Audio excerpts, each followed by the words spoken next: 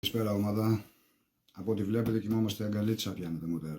Λοιπόν, εδώ θα σας δείξω ένα μοτέρ πριν από αυτό που σας είχα δείξει πριν 2 μέρες. Είναι πάλι ο Aerotechnium, εδώ φαίνονται ανάποδα τα γράμματα, θα σας το βάλω πάνω. Aerotechnium λοιπόν 14000 XSC, είναι συλλεκτικό κομμάτι πλέον. Δεν ξέρω αν υπάρχουν άλλα κομμάτια, η τιμούλα του είναι λίγο τσουχτερή. Το έχω σετάρει πιο πολύ με το Surf Leader και με το Aerotechnium τηλεσκοπικό. Λοιπόν, το δείξουμε και λίγο μέσα.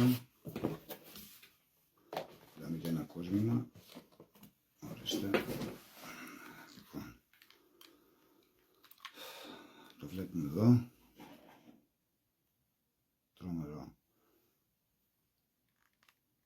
Χερουλάκι το έχω βάλει εγώ, δεν είναι της μαμάς. Πετονιά είναι Technium 028. Πάντα με σιτάρισμα με Shock Leader. Αφήστε τα σχόλιά σας, μπορείτε να με ακολουθήσετε, είμαστε και στο Facebook, Privato Fishing. Καλό Σαββατοκύριακο σε όλη την ομάδα, καλά να περάσετε και δυνατά λυγίσματα. Καλή συνέχεια.